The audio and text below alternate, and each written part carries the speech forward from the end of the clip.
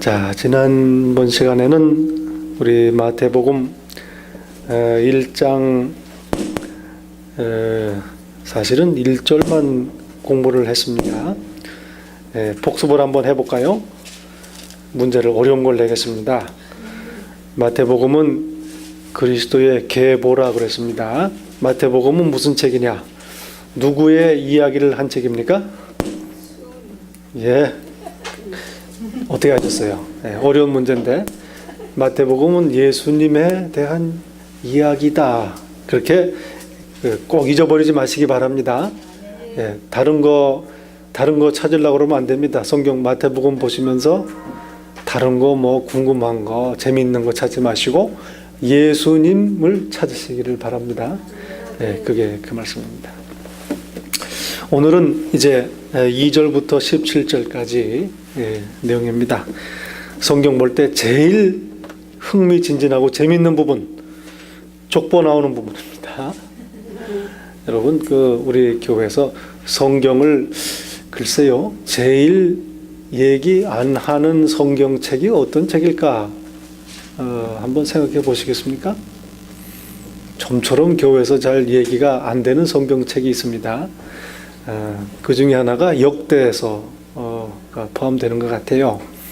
그런데 역대서는 왜 그러냐 그러니까 처음 시작할 때 어떻게 시작합니까? 아담 시작해가지고 족보가 쭉 나오기 시작합니다. 그래서 아마 잠을 못 이루시는 분들은 하나님께서 주시는 말씀 역대서를 읽어라 그러면 잠을 주실지도 모르겠습니다. 족보 이야기가 2절부터 17절까지 나옵니다. 이 족보를 주신 목적이 뭐냐면 읽는 사람들이 잘 알아들으라고 우리 마태 기자께서 이렇게 배려를 한 겁니다. 유대인들 그리스도인들에게 일단 보라고 쓴 책이 아니겠습니까? 유대인들 그리스도인들. 그러니 그분들에게 예수님을 잘 소개하기 위해서는 예수님의 출신을 먼저 설명할 필요가 있습니다. 그게 바로 이 족보가 하는 역할입니다. 그러니까 유대인들이 보고서 가슴에 와 닿는 겁니다. 저희도 오늘 찬송가를 주는 저산 밑에 백합 이런 찬송을 불렀습니다. 제가 그 꽃이 들어가는 찬송 뭔가 해가지고 그걸 고른 거예요. 그 다음에 89장을 부를 뻔했는데 다음 주에 부르도록 하겠습니다. 주로 청중을 우리가 염두에 두고 그렇게 마태복음도 마찬가지입니다. 그래서 아브라함부터 그리스도까지 해서 14대 해서 쭉 족보를 정리를 해 놓았습니다. 제가 좀 싱거운 말씀 하나 하고 시작을 할게요. 아리랑과 스리랑은 누가 낳았습니까? 아리랑과 스리랑의 어머니가 누구냐? 아라리입니다. 아리랑 스리랑 아라리가 낳네. 그래서 오늘 보면은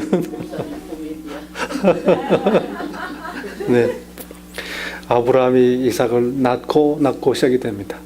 조금 다르지요? 보통 우리가 말하는 낳는 거는 누가 낳았습니까? 어머니가 낳는 걸로 우리는 말을 합니다. 그런데 성경 보시면은 아브라함이 이삭을 낳고 낳았습니다. 아주 중요한 문제입니다. 하긴 우리 한국의 유교 전통도 그렇습니다.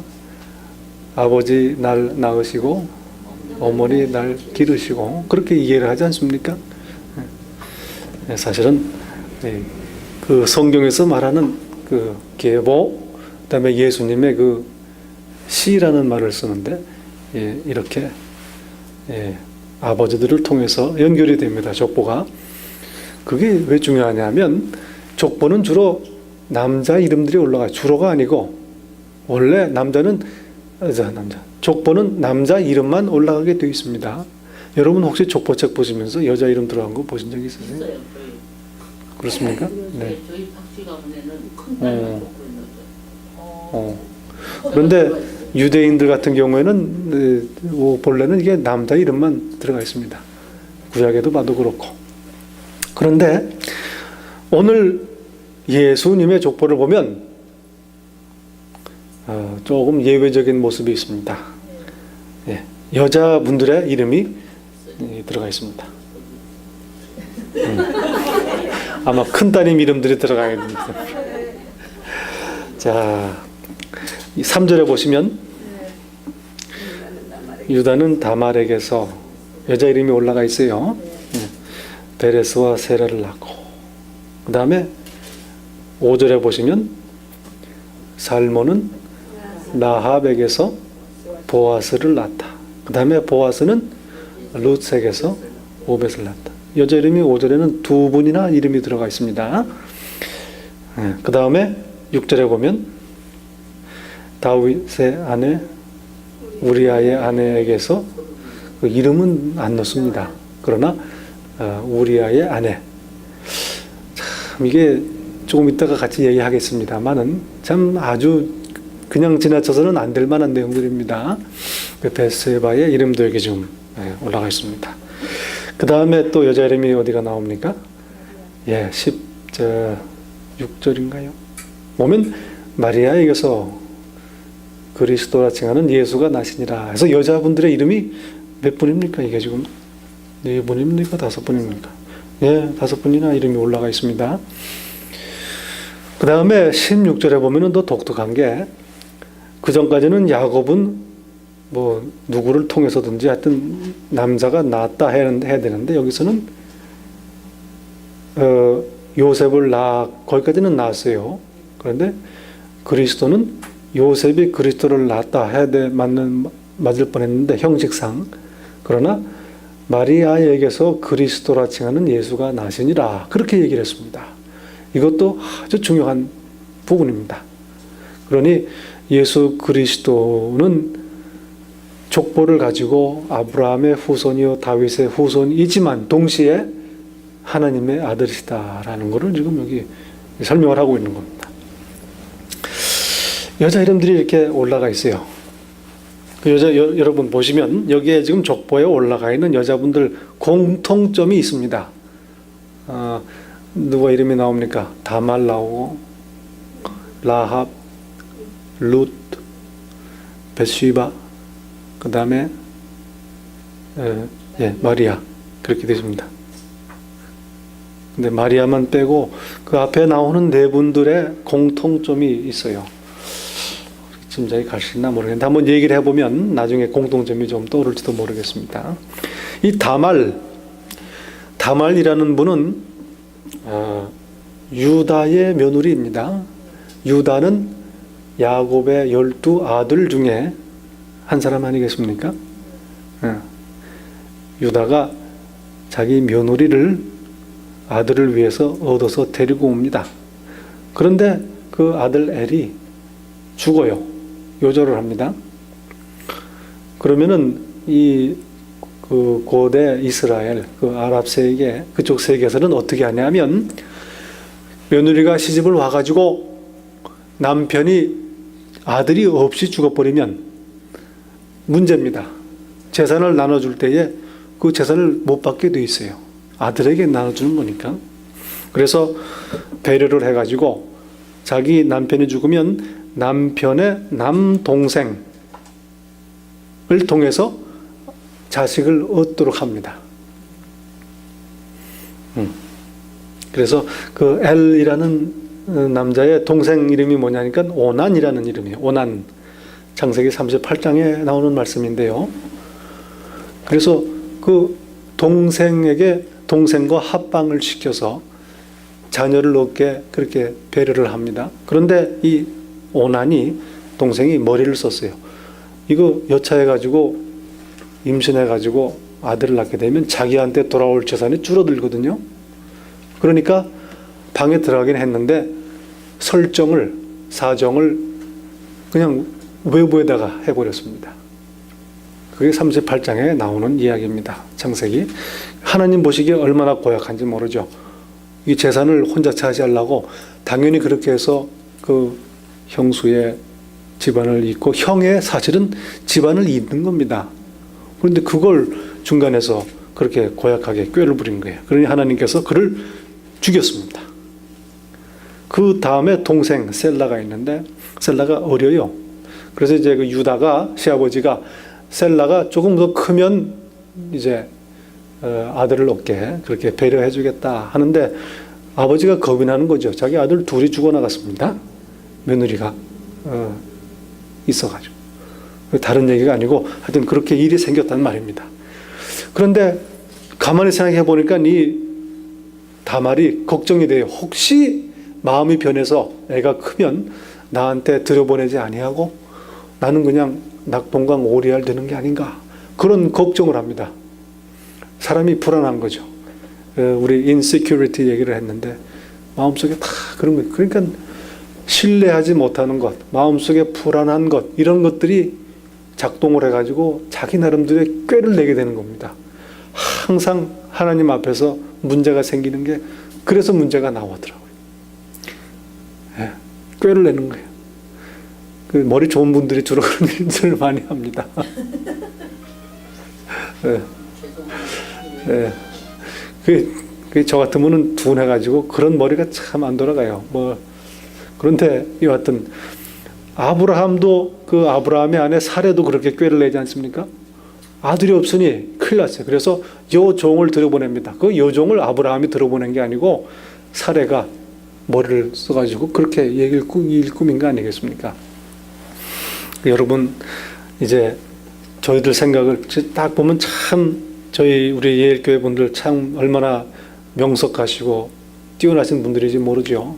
그런데 이제까지 혹시 하나님의 뜻보다도 나의 생각, 꾀를 또 쫓았다면 우리 돌이켜서 좀 회개해야 될 것입니다.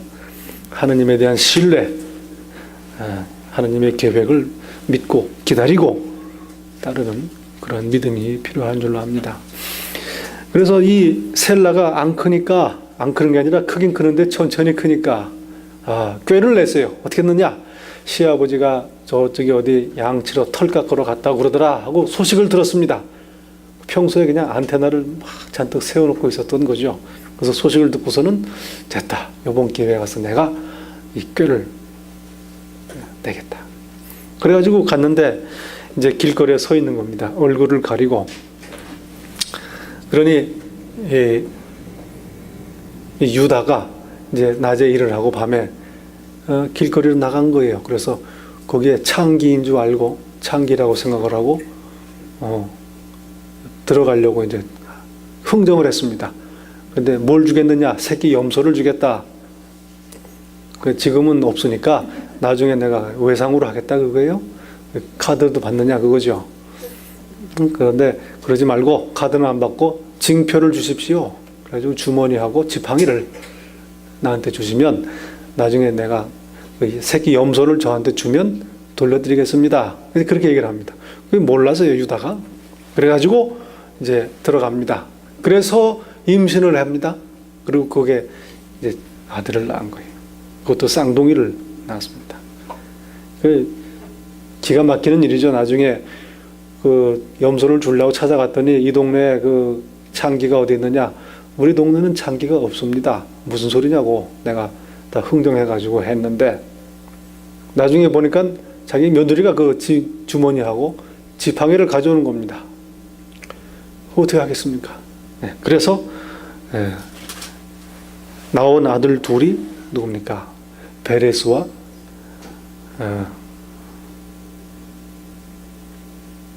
세라 이 두 아들이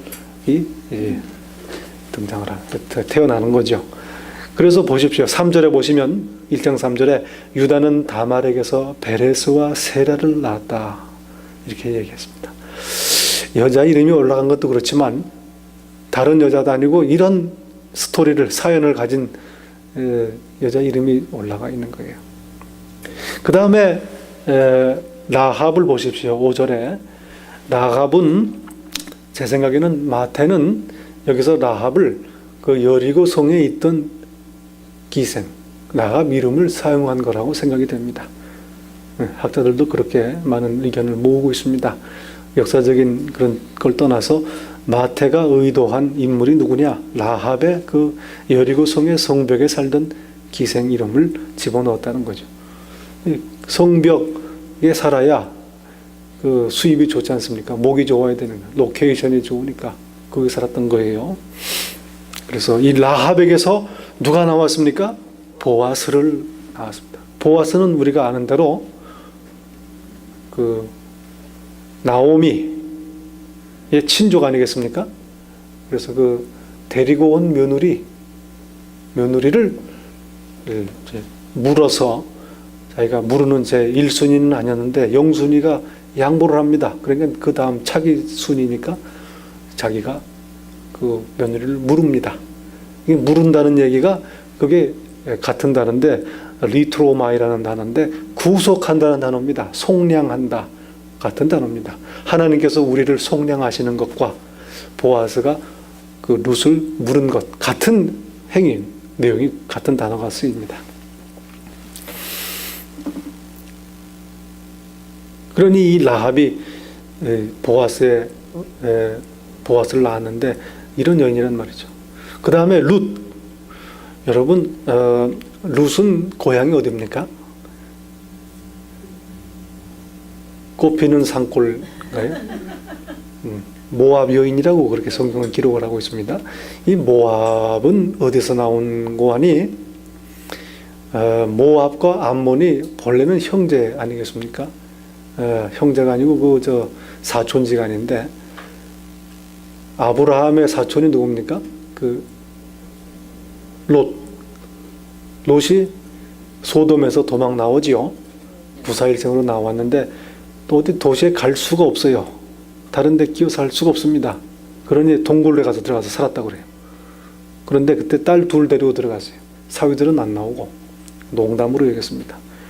근데 딸들 둘이 또 꾀를 내는 겁니다. 이러다가는 우리 대도 못 잇고 그냥 끊어지겠다. 그래가지고 아버지를 통해서 우리가 대를 잇자. 그래가지고 포도주를 잔뜩 먹인 다음에 임신을 해서 아들들을 놓지 않습니까? 그래서 큰딸이 놓은 게 모압이고 둘째가 놓은 게 암몬이고 그렇습니다. 평생 이스라엘 역사 내내 원수입니다. 모압과 암몬.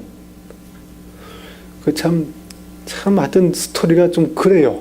그 앞에 그 이스라엘의 그 위에 앞에 얘기를 보면 그렇습니다. 거기 모압 출신입니다. 룻이.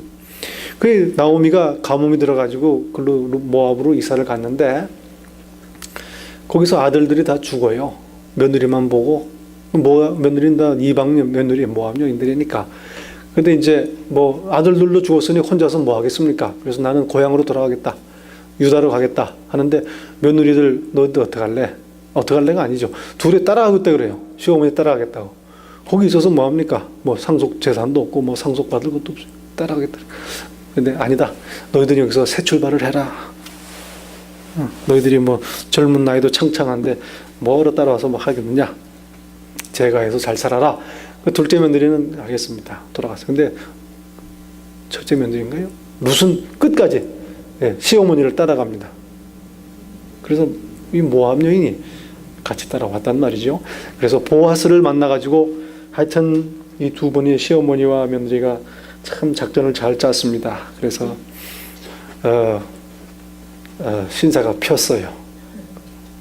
그 친족의 물음을 받아서 거기에 이제 집안에 들어갑니다. 거기서 낳은 그 아들이 오벳인데 거기서 이새가 낳고 그 다음에 거기서 다윗이 나옵니다. 결국 다윗의 핏줄에는 모압 족속의 피가 들어가 있는 겁니다. 참 흥미있는 일입니다. 그 다음에 누굽니까? 그 이름도 유명한 벳세바. 벳세바가 6절에 나온 우리아의 아내. 이거 얼마나 참 부끄러운 그런 표현입니까? 거기다가 남의 아내를 해가지고 다윗은 거기서 솔로몬을 낳았다 그랬어요. 이 솔로몬은 지금 이게 말이 아닙니다. 지금 이게 이 체면이. 다윗도 마찬가지고요. 벳세바는 원래 어디 사람입니까? 예루살렘 사람입니다. 예루살렘은 그 여호수아가 이스라엘 백성들에게 땅을 나눠줄 때 누구한테 나눠줬을까요? 아무한테도 안 나눠줬습니다. 거기는 여부수족들이 살던 데입니다. 이방 땅이에요. 거기 출신이란 말입니다. 예, 베시바라는 사람이 우리아는 헷 사람이란 말이에요. 이스라엘 민족이 아니에요. 예, 그렇게 되어 있습니다. 자, 그렇게 보니 이 여인들의 이름을 보니까는 하나같이 다 이방인들입니다. 다말도 그 미디안 쪽 사람인 것 같아요. 라합은 여리고 사람이고 가나안 사람이죠. 그 다음에 룻은 모압 사람이고 벳세바는 예루살렘 여부수 사람입니다. 자, 지금 예수 그리스도를 설명하는데 아브라함의 자손이요 다윗의 자손이요 하는데 다 이방 여인들의 이름이 거기에 올라가 있습니다. 이게 참 충격적인 사건입니다. 그래서 왜 이렇게 이 여자 이름들 여기다 이렇게 넣었을까? 뭐 사람들이 참 여러 가지로 설명을 하지요. 그런데 한 가지는 이방인들을 향한 하나님의 계획. 결국 복음이라는 게 뭡니까? 예수 그리스도의 복음이라는 것은 유대인들에게만 주어진 것이 아니고 이방인들에게 하나님께서 구원의 계획을 실천하는 거 아니겠습니까? 저와 여러분도 다 이방인입니다. 예, 혹시 여러분 유대인 분 계시면 저한테 알려주세요. 예, 다 이방인들입니다. 그러니 이방인들을 향한 계획을 하나님께서 예수 그리스도를 통해서 하시는데 그거 알아들으라 하는 얘기로 이방인들의 여인들의 이름을 여기다 넣은 게 아닌가 그럴 생각돼요. 그래서 마태복음 마지막 끝날 때 어떻게 됩니까?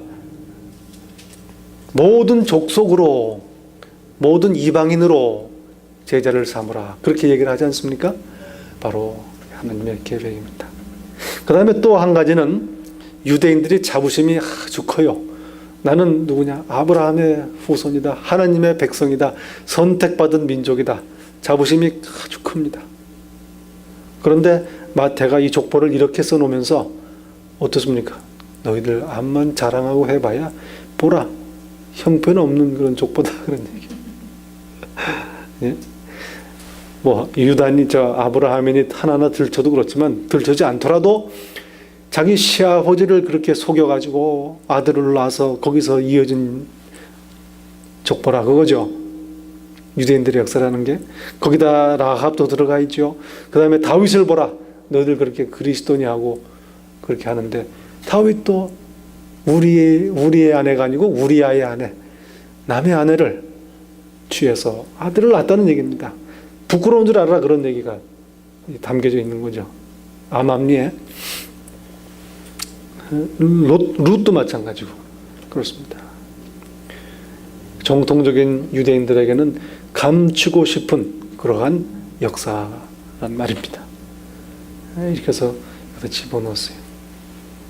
그리고 이를 통해서 유대인들이 결국은 죄인이라는 것을 시사합니다. 구원이 필요한 백성이다 라는 것을 시사하는 겁니다. 이거 보면요 율법에 다 걸리는 겁니다. 모세의 율법에 보면 다. 그래서 예수님의 이름을 소개하는데 예수님의 이름이 어떤 이름입니까? 21절에 보시면 아들을 낳으리니 이름을 예수라 하라. 이는 그가 자기 백성을 그들의 죄에서 구원할 자이심이라 하니라. 예. 여기서 말하는 죄가 하나님을 떠난 죄, 회개하지 아니한 죄. 그러나 족보를 통해서도 이게 들춰지고 있다는 얘기입니다. 그리고 이제 이런 그 역사를 통해서 마지막에 16절에 보면 마리아 얘기 나오는데 바로 여기에 하나님의 구원의 그런 계획이 담겨져 있습니다. 요셉이 그리스도를 낳은 게 아니고 예수를 낳은 게 아니고 마리아에게서 예수가 나셨다. 아버지는 누구란 말입니까? 이게 수동태로 되어 있기 때문에 시사하는 그 암시하는 바는 하나님께서 예수 그리스도의 아버지시다는 얘기입니다. 그 얘기를 그 다음에 바로 쭉 쓰는 겁니다. 그 다음 얘기가 그 얘기 아니겠습니까? 예수님의 아버지가 누구냐? 하나님이시다라는 얘기를 하고 있는 것. 이게 차이가 나는 겁니다. 그러니 죄에서부터 구원할 수 있는 그리스도라는 말씀입니다. 그다음에 마리아도 보십시오. 마리아 그 앞에 나온 여인들과 비교가 됩니다. 비교가 돼요. 남자를 알지 못하는 정혼을 했지만 아직 남자를 알지 못하는 동정녀, 처녀를 통해서 하나님께서 그리스도를 낳으셨다라는 말입니다. 그러니 얼마나 비교가 되겠습니까? 예수 그리스도의 죄 없으심, 그리고 마리아를 포함해서 하나님께서 이제 새로이 시작하시는 역사, 그 이전과는 비교가 되는 역사란 말이에요. 그 시대 구분을 합니다. 아브라함부터 14대, 아브라함이 이스라엘 민족의 조상입니다. 그 다음에 다윗이 그리스도 집안을 시작한 사람. 그리스도는 왕이라고 그랬죠. 네, 왕이. 그 다음에 바벨론 포로로 잡혀간 것, 그게 또 하나 시대 구분하는 것. 아주 중요한 역사의 전환점입니다.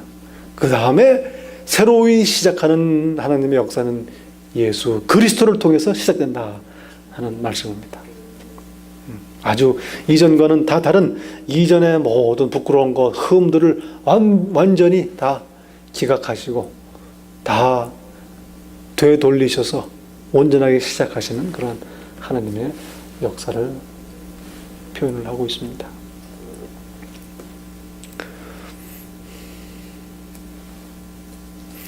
여기에 이제 저희들이 언급할 게 두 가지 언약입니다. 여러분, 그 하나님께서 우리 사람들과 함께 관계를 맺고 일을 하시는데 그 관계를 맺는 방법이 뭐냐 그러니까 그게 언약입니다. 언약을 통해서 하나님께서는 역사를 하세요. 언약을 다른 말로 하면 뭡니까? 약속, 또 뭐 계약, 그렇게 표현할 수 있습니다. 근데 첫 약속, 노아와의 약속입니다. 노아와의 약속. 하나 기억해야 될 게, 노아와의 약속 기억이 되어 있습니다. 노아와의 약속은 무엇입니까? 내가 다시는 물로 너희를 멸망시키지 않겠다 하는 창세기 9장에 나오는 약속입니다. 그 다음 약속이 아브라함의 약속입니다. 아브라함의 언약. 너로 큰 민족을 이루겠다. 그리고 많은 민족이 너로 인하여 복을 받으리라 하는 약속입니다. 그 다음에 모세의 언약. 모세의 언약이 있습니다. 그 다음에 다윗의 언약. 그리고 중간에 많이 얘기하지 않는 그런 언약이 하나 있습니다.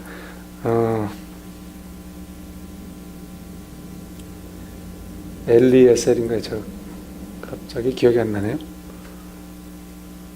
너 집안에서부터 제사장이 영영이 나오겠다. 아마 엘리에셀이라고 생각이 되는데, 그 레위인 모세가 내려왔을 때 반역하던 이스라엘 백성들을 앞장서서 다 심판을 대행한 사람입니다. 그 사람에게 하나님께서 언약을 주십니다. 너희 집안에서 영영한 제사장들이 나오리라. 그래서 이렇게 5가지로 구약의 언약을 정리할 수 있습니다. 여기에 지금 나온 언약에 아브라함의 언약과 다윗의 언약이 2개가 등장을 합니다. 이 구약 성경에 얼마나 중요한 언약인지 모르죠. 그런데 특징이 하나 있습니다. 이 다윗의 언약, 아브라함의 언약이 사실은 성격이 같습니다. 하나로 이렇게 이어져 내려옵니다. 그래서 족보에도 같이 있지 않습니까? 아브라함, 다윗으로 이어지고 언약의 성격도 비슷합니다. 하나님께서 약속을 주시는데 약속의 성격이 2가지가 있어요. 하나는 일방적으로, 무조건적으로 하나님께서 약속을 주시는 경우가 있습니다. 아브라함의 약속이 그거죠. 하나님께서 그에게 약속을 주시는데 내가 너로 큰 민족을 이루고 모든 민족이 너로 인하여 복을 받으리라, 복의 근원이 되리라 합니다. 그런데 아브라함 보고 뭘 하라고 하나님께서 요구하실까요? 예? 뭘 네가 대신 하면 내가 이거 해주겠다. 내가 이거 해줄 테니 너는 이거 해라. 뭘 요구합니까? 예, 집을 떠나라 그랬죠. 사실은 근데 그거는 그 반대 급부는 아닙니다. 그건 뭐 없어요. 아브라함이 할 일이 없습니다. 하나님을 위해서 하기는커녕 하나님 주신 약속 계속 까먹으려고 그렇게 애를 썼지 않습니까? 가나안 땅에 약속의 땅에 가라고 그랬더니 가가지고는 조금 있다 또 엉덩이가 덜썩덜썩 해가지고 애굽에 내려갔다가 거기서 큰일 날 뻔했죠. 네. 네. 하나님을 거기다 놓고 올 뻔했어요. 그러면 약속은 없어지는 겁니다. 이거 그 사람 문제가 아니고 하나님의 약속의 문제입니다. 그러니 누가 개입을 해요? 꿈에 개입을 해가지고 수습을 하는 겁니다. 이 말썽만 저지르는 거예요. 또 그랄 땅에 가서도 그렇죠. 아비멜렉한테 가서 그렇고. 그 다음에 그 아들은 어떻습니까? 저 누구예요? 이삭을 통해서 난 야곱. 야곱이 축복을 받았으니까 그쪽 족통 아니겠어요? 근데 이게 어디로 갑니까? 하란으로 갑니다. 바단 아람으로 가요. 하란은 원래 어디입니까? 아브라함이 떠난 본토 친척 아비집입니다. 하란이. 갈대아 우르는 아버지 데라가 이미 떠났고 하란에 와서 하나님께서 아브라함을 부르신 겁니다. 그런데 떠나라고 한 본토 친척 아비집으로 그 후손이 돌아간 겁니다. 그러니 하나님께서 또 돌려놓으시는 거죠. 도망가는 거 계속 잡으러 다니는 겁니다. 성경 보시면 결국 또 어디로 도망갑니까? 야곱이 또 애굽으로 또 도망가. 식구 다 데리고 아들이 먼저 갔죠. 요셉이 나중에 식구들 아들들 다 데리고 70명이나 다 데리고 그 혈혈단신 한 사람에서 70명까지 됐어요. 많이 풀었습니다. 3대 걸쳐서 70명들 되는데 70명으로 부흥하는데 3대가 걸렸습니다. 애굽에 다 내려갔네. 뭐가 문제입니까? 하나님의 약속이 지금 위기에 처한. 뭐라고 그랬어요? 이 가나안 땅을 내가 너에게 주리라. 아브라함에게 창세기 13장에 약속을 합니다. 그 약속의 땅이 가나안이에요. 그런데 애굽으로 내려갔단 말이죠. 하나님도 조금 포기하신 것 같아요. 그래, 한번 니들 마음대로 해봐라. 나 급한 거 없다 그거죠. 그래서 얼마나 동안 있었습니까? 400년 동안 있었습니다. 예. 고생은 누가 했어요? 하나님께서 고생했습니까? 이스라엘이 고생했습니까? 예. 노예 생활을 했습니다. 말이 좋아 종이죠. 종된 집이 노예 생활했다는 겁니다. 예. 그 노예라는 거는 요즘 개념으로는 이해가 안 되는 개념. 얼마나 비참한 처지인지 모르죠. 그런데 결국 하나님께서 모세를 불러서 그들을 다시 또 붙잡아 옵니다. 가나안으로 인도해 오시죠. 몇 년 걸렸습니까? 40년 걸렸습니다. 그동안에 하도 말을 안 들어가지고 데려오는 동안에 나온 사람들은 다 죽었어요. 광야에서 난 사람들만 약속을 이어받습니다. 문제는 무엇입니까? 하나님께서는 그 약속을 이루신다 하는 말씀입니다. 이게 바로 하나님의 약속, 무조건적인 언약입니다. 백성들이 뭐 하고 말고 자시고 할 게 없어요. 다윗의 언약도 마찬가지입니다. 다윗의 언약은 내가 너희 집에서 영원히 왕이 나오게 하리라 하는 사무엘 7장에 있는 말씀입니다. 너는 너희 아들은 나를 위하여 집을 지을 것이요 나는 너에게 집을 지으리라. 왕가, 왕위, 다이내스티를 만들어주겠다 하는 그러한 약속입니다. 다윗에게 하나님께서 요구하신 게 뭐가 있을까요? 네가 어떻게 하면 내가 약속을 지키겠다. 어떻게 안 하면 내가 약속을 안 지키겠다. 그런 게 있습니까? 없습니다. 바로 이게 하나님의 무조건적인 약속입니다. 아브라함의 언약, 다윗의 언약이 다 이런 무조건적인 언약이란 말입니다. 여기에 비교되는 언약이 모세의 언약입니다. 모세에게 주신 언약, 하나님께서 계명을 주시죠. 계명을 지키면 너희가 내 백성이 될 것이요 지키지 아니하면 너희가 심판을 받고 저주를 받고 심판을 받으리라 하는 그러한 언약입니다. 그래서 이게 모세의 율법이 무서운 겁니다. 모세 율법이 그렇게 위력이 있는 이유가 거기에 있습니다. 그래서 신약 성경 보시면은 바울 사도가 거듭거듭 얘기합니다. 하나님께서 너희를 자유케 하겠다. 자유케 하겠다. 어디서 자유케 합니까? 죄와 사망으로부터의 자유요. 좀 더 구체적으로 말하면 모세의 율법으로부터의 자유라고 말합니다. 왜냐하면 율법은 의무 조항이 포함되어 있기 때문에 그래요. 지킬 경우에 축복을 얻고 생명을 얻지만 위반할 경우에는 저주와 사망에 이른다는 게 신명기에 나타나 있는 모세 율법의 본질입니다. 축복과 저주가 같이 들어가 있어요. 아브라함의 언약, 다윗의 언약은 무조건적인 축복입니다. 여러분 어떤 언약을 택하시겠습니까? 예. 나는 그래도 그게 그렇게 할 수가 있나, 나도 해드려야지, 나도 그 정도는 할 수 있지, 뭐 이렇게 생각해서 모세율법이 좋습니다 했던 분들이 바리새인들입니다. 너무 이렇게 좀 시세말로 날로 먹으면 미안하니까 나도 하나님을 위해서 좀 근건하게 살아야 되겠다, 아주 자부심을 가지고 그렇게 살던 분들이 바리새인들, 율법주의자들입니다. 실제로는 그렇게 못했으면서 애를 쓴 거죠. 그래 힘든 겁니다. 그래서 예수께서는 이 땅에 오셨는데 하나님의 어떤 언약의 뒤를 이어서 연속을 해서 오셨습니까? 아브라함의 언약, 다윗의 언약. 그래서 1장 1절의 말씀입니다. 아브라함과 다윗의 자손이라, 그 얘기입니다. 아브라함의 언약, 무조건적으로 주시는 은혜요. 다윗의 언약, 조건 없이 복을 주시는 은혜란 말입니다. 종의 집이 복을 받게 하옵소서. 보니까 신방 갈 때 가져가는 액자, 그게 많더라고요. 그게 사무엘하 7장에 거기 나오는 그 구절입니다. 그래서 마태복음 22장 한번 같이 보시겠습니까? 예수께서 이 그리스도, 다윗의 그 약속, 이걸 이제 언급하시는 부분이 있습니다. 22장 42절입니다.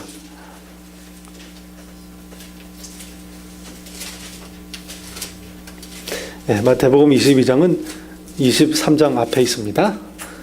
네. 바리새인들이 모였을 때에 예수께서 그들에게 물으시되, 41절입니다. 42절에 너희는 그리스도에 대해서 어떻게 생각하느냐? 누구의 자손이냐? 물어봅니다. 자, 그리스도는 누구의 후손이냐?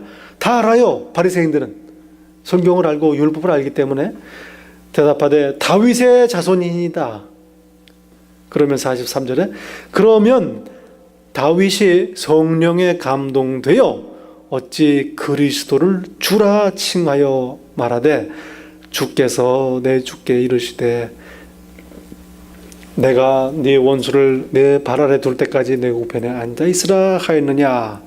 다윗이 그리스도를 주라 칭하였은즉 어찌 그의 자손이 되겠느냐? 이렇게 질문합니다. 참 복잡한 말씀이에요. 다윗이 지은 시편에 그리스도를 다윗이 주라고 부릅니다. 그러면 너희들 말에 의하면 그리스도는 다윗의 후손이라고 했는데 어찌 다윗이 자기 후손 보고 주라고 부르느냐? 질문하는 겁니다. 그러니 할 말이 없어요. 46절에 보니까 한마디도 대답하는 자가 없고 그날부터 감히 그에게 묻는 자가 없더라. 마지막 논쟁입니다. 그 다음에는 이제 논쟁할 것도 없어요. 죽이려고 음모를 꾸미기 시작한 거죠. 자, 그래서 바로 여기에 그리스도의 그 비밀, 신비가 있습니다. 다윗의 후손이지만 그러나 오늘 마태복음 1장 16절에서 보시듯이 사람의 씨를 통하지 아니하고 하나님의 아들 성령으로 잉태된 그러한 예수 그리스도의 모습을 얘기하는 겁니다. 그러니 예수께서는 다윗의 후손인 동시에 하나님이시다 하는 얘기입니다. 그러니 다윗이 그리스도를 향해서 주라고 불렀다는 얘기입니다. 이게 비밀입니다. 미스터리입니다. 신비, 미스터리. 미스리가 아니고 미스터리. 우리 사도행전 한 번만 더 보겠습니다. 사도행전 13장.